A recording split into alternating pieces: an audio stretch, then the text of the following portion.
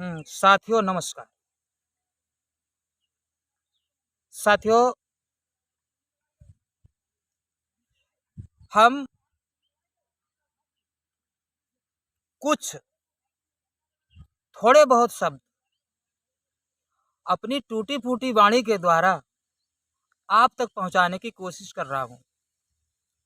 साथियों, हम अपना कर्तव्य समझ करके, अपना धर्म समझ करके हम आपकी सेवा में कुछ अपने मन की बात कहना चाहता हूं। साथियों, आज हमारे देश में, हमारे भारत में 14 फरवरी सन 2022 14 फरवरी सन 2022 में जो इलेक्शन होने जा रहा है, हम कुछ इसी पर कुछ कहना चाहता हूं।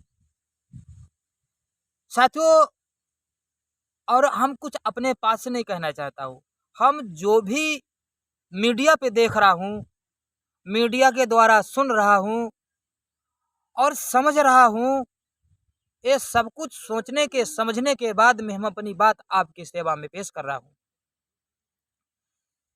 साथियों, बात इस बात की है कि हमारा देश जो है ये वीरों का है, ये शहीदों का है, ये महान मूर्तियों का है, ये ऋषि मुनियों की भूमि है, ये राम कृष्ण बौद्ध जैन महावीर स्वामी ऐसे लोगों की भूमि है। साथियों, आज हमारे इस भारत देश के अंदर में इतने लोग धोखेबाज हो गए हैं जिनके बारे में कुछ कहा नहीं जा सकता है। जैसे इससे पहले में हमने देखा है, कुछ लोग गद्दार थे, कुछ लोग जिसका खाते थे उसी के साथ गद्दारी करते थे, जिस थाली में खाते थे उसी में छेद करते थे। मगर आज के दिन गद्दारों की कोई गिनती नहीं, असीमित है। तो साथियों, राजनीति हमारे देश का एक लोकतंत्र है। राजनीति करना अच्छी बात है, राजनीति करो, राजनीति करना चाहिए, बशर्ते जब हमें हमारे देश पर कोई विदेशी आक्रमण करे, कोई विदेशी हमारे बीच में कोई हम लोगों की फूट डलाना चाहे, हम लोगों पर शासन करना चाहे, तो हम लोगों को विदेश के साथ में अपने देशवासियों को एकजुट होकर के उस पर आक्रमण करना चाहिए, क्योंकि वो हमारे देश का कभी ना हो सकता है, ना हुआ है, ना होगा। लेकिन हमारे भारतवासी भारत में रहते हुए भी भारत देश के विरोध में और विदेशी के पक्ष में चले जाते हैं। यही काम जो लोग करते हैं, ऐसे लोग जो हमारे देश में अब ज़्यादा हैं। और शायद हमने बहुत प्राचीन इतिहासों को पढ़ के और निर्णय लिया है, तो उस पर हम छोटी सी एक कविता बोलना चाहते हैं। साथियों, भारत को बर्बाद किया है, भारत को बर्बाद किया है इन भारत के गद्दारों ने। देश गुलाम करा डाला लुच्चा नीच लबारों ने। साथियों, किसने? गद्दारों ने। ना अंग्रेजों ने, ना अंग्रेजों ने, ना मुगलों ने, ना दुश्मन की तलवारों ने भारत को बर्बाद किया है इन भारत के गद्दारों ने। साथियों, नहीं शक्ति थी जिहादियों में, जो विदेश से आए हुए आक्रांता जिहादी जो थे उनमें क्या ताकत थी? नहीं शक्ति थी जिहादियों में, जो भारत में जय पा जाते। जिस वक्त पर हमारे देश में पृथ्वीराज चौहान के शासनकाल की बात बता रहा हूँ, 1100 शताब्दी की लगभग, तो उस समय हमारे देश में महोबे में पंखधारी बछेड़ा थे, पवन बछेड़ा थे, आल्हा, ऊधन, मलिखान, सुलखान, इंदल, ब्रह्मा, पृथ्वीराज चौहान, ऐसे ऐसे पराक्रमी थे। लाखन राणा, कन्नौज वाले, चाचा सैयद, जिनका नाम सुन करके ऐसा कोई देश नहीं था जिस देश के पसीना नहीं छूटता था।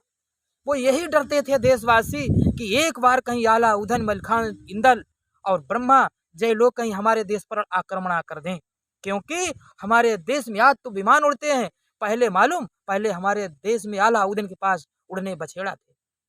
लेकिन ऐसे बछड़ों को, ऐसे लोगों को किसने बर्बाद किया है? नहीं शक्ति थी जिहादियों में जो भारत में जय पा जाते, लुच्चा नीच लबार लफंगा गर्भेदन छुप कर बतलाते। फिर भी मानी हार नहीं थी हिंद के वीर जाबाजों ने, देश गुलाम करा डाला इन लुच्चा नीच लबारों ने। साथियों, था भारत सोने की चिड़िया, इसमें दूध की नदियां बहती थीं, सोना चांदी हीरा मोती मुक्ता और मणियां भी थी। नहीं कमी थी किसी वस्तु की, लोहा छुअत कनक बन जावे, उसे गमाया सारों ने, देश गुलाम करा डाला इन लुच्चा नीच लबारों ने। साथियों, भारत जैसा देश न होगा, मैं आज भी दावा के साथ में कह रहा हूं, भारत जैसा देश न होगा भूमंडल के कोने में। 4 धाम 84 अड्डा है भारत माँ के सीने में। हमारे भारत देश में हमारे 4 धाम हैं, वो भी कहाँ? नीमसार में। 84 अड्डा है, वो भी कहाँ है? नीमसार में। हमारे भारत में भगवान प्रभु श्री रामचंद्र जी का पूरा वंशज अयोध्या में है, वो हमारी यूपी में है। भगवान श्री कृष्ण यशोदानंदन मुरली मनोहर का पूरा वंशज मथुरा में है, वो यूपी में है। भगवान महादेव जी की परम पावन भूमि काशी है, वो हमारी यूपी में है। गंगा यमुना सरस्वती त्रिवेणी संगम गोदावरी ये हमारी सब यूपी में है। भगवान परशुराम का अवतार जो है वो हमारे जिला शाहजहाँपुर कस्बा जलालाबाद में है। साथियों, हम एक एक बात बताएं तो कहाँ तक बताते रहें। बिरसंडा के पास मरौरी गांव में हमारे राजा मोरध्वज हुए, जिन्होंने अपने पुत्र को चीर की आरा से और सिंह को खिला दिया। कश्यप ऋषि का पूरा वंशज जो है वो हरदोई में है, जहां नरसिंह भगवान ने अवतार लिया।